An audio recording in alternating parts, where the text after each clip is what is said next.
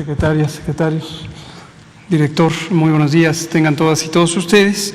Vamos a comentar en el Pulso de la Salud sobre la pandemia de COVID-19 y sobre el avance del programa de vacunación y cuáles son las prioridades. Vemos en nuestra gráfica acostumbrada la curva epidémica de agregación semanal, cómo abrimos la semana todavía con una reducción de casos estimados con respecto a la semana previa, y en este caso abrimos con menos 8%, en este momento menos 7%, terminaremos seguramente la semana con una reducción de al menos menos 1 o menos 2%. Y la tendencia se ve todavía presente en reducción también para las hospitalizaciones, se siguen desocupando las unidades COVID en la medida en que existen menos hospitalizaciones que personas que egresan. La reducción absoluta comparada con el punto máximo de la segunda ola es de menos 92%. Solamente 11% de las camas COVID que están para terapia intensiva están ocupadas y 13% de las camas generales. Vemos también que hemos tenido una continuidad de la operación de la vacunación y tenemos las prioridades ya indicadas, lo hemos planteado varias veces. Estamos con los refuerzos, vamos a ver la siguiente por favor, con los refuerzos en personas adultas mayores de 60 años, en forma generalizada en todo el país. Estamos continuando con la expansión territorial de la cobertura en zonas apartadas, donde hay una complejidad operativa importante, pero no hemos dejado de llegar hasta los últimos poblados de menos de 1,000 habitantes que están dispersos.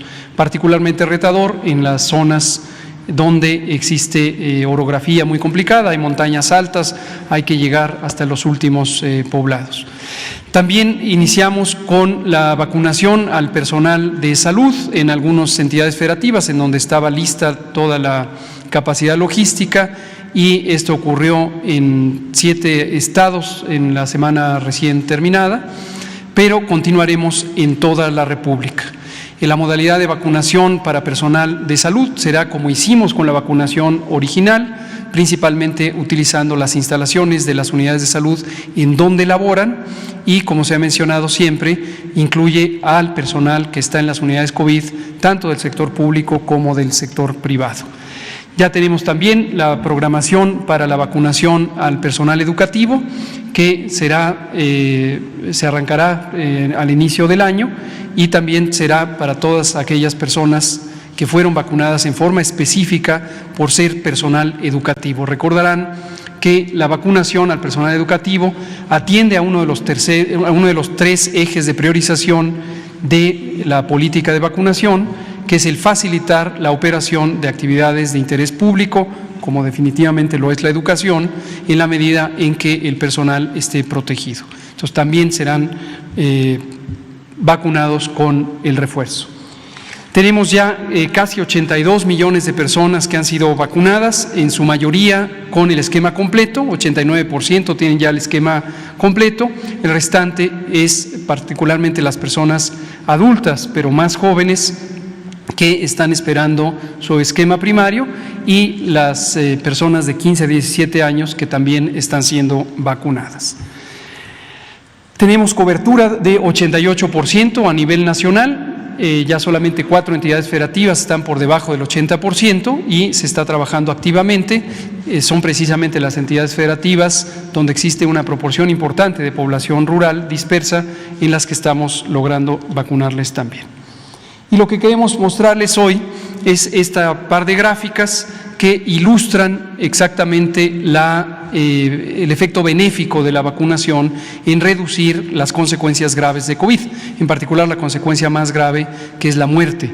Lo que se ve en la gráfica son estas columnas que muestran para los meses de abril a noviembre de 2021, el periodo donde hubo el avance más amplio de la vacunación, cómo se fue distribuyendo las muertes por cada millón de habitantes. Lo que se ve en la gráfica, los números representan cuántas muertes registradas por millón de habitantes, por cada millón de habitantes, comparando dos grupos. En color verde, las personas que estaban vacunadas con 1 o 2 dosis, y en color claro quienes no habían sido vacunados. Es claramente evidente que las personas no vacunadas son las que contribuyeron con la enorme mayoría de la mortalidad. Lo que se ve en los números debajo de la gráfica es precisamente la razón. ¿Cuántas veces la mortalidad en personas no vacunadas es la mortalidad en personas vacunadas? Veamos los ejemplos extremos. En abril, casi 3 veces, 2.6 veces la mortalidad de los no vacunados fue del tamaño de la mortalidad en los vacunados. Sin embargo, en noviembre ya 14 veces la mortalidad de los vacunados estaba representada en los no vacunados. Es mucho más grande la mortalidad en personas no vacunadas. Y esto se ve a lo largo del avance de la cobertura de vacunación, 14% en abril, mientras que teníamos ya 87% en noviembre.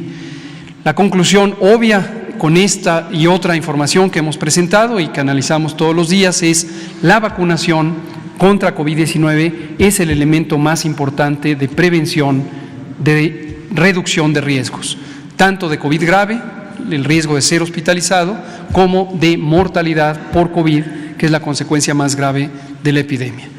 Y en la siguiente gráfica es exactamente la misma idea, solo que para el conjunto de personas de 60 y más, y se ve también cómo la comparación de mortalidad indiscutiblemente es favorable a los no vacunados.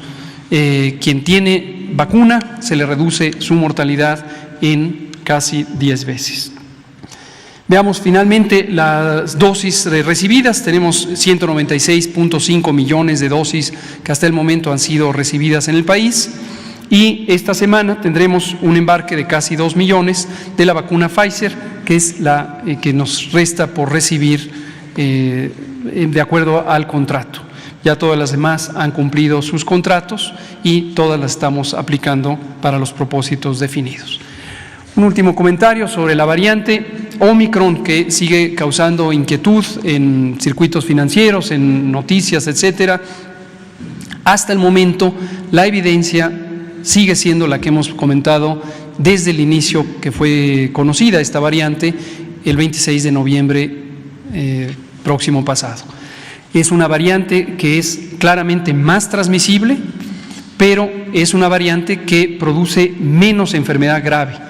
La proporción de personas con enfermedad grave es sustancialmente menor que con las variantes previas, incluyendo la variante Delta. Y la inmunidad inducida por vacunación o por enfermedad COVID previa sigue siendo mayormente eficaz o efectiva para impedir el contagio con la variante Omicron. Ciertamente se han encontrado casos de reinfección, pero no parece ser lo más predominante de la variante Omicron. Es muy importante no perder de vista esta información, porque con frecuencia se sobreestima la participación de la variante Omicron. Como hemos dicho desde al menos octubre de este año, es indiscutible que en algún momento en México, así como ha ocurrido en otros países, puede haber una cuarta ola. En algunos otros países es la quinta o la sexta ola de la epidemia. Esto lo hemos dicho repetidamente, al menos desde octubre.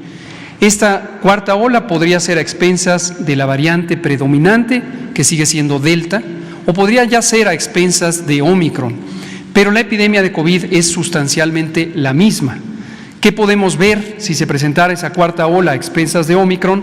Podríamos ver una gran cantidad de casos, pero una proporción mucho menor de hospitalizaciones de lo que hemos tenido en las olas previas. ¿Por qué razón? Principalmente por el efecto de la vacunación. Es obvio también que en cualquier parte del mundo las medidas de prevención son iguales a las que tuvimos con Delta o con cualquiera de las otras variantes. Sigue siendo la epidemia de COVID-19, no es una nueva epidemia. Las medidas de prevención general, el uso de cubrebocas en espacios públicos cerrados, el lavado de manos, el mantener sana distancia, el reducir la movilidad o la concurrencia en espacios densamente ocupados, la ventilación de los lugares cerrados que ocupamos, siguen siendo medidas efectivas también para reducir los contagios de Omicron y sus consecuencias, pero sobre todo la vacunación.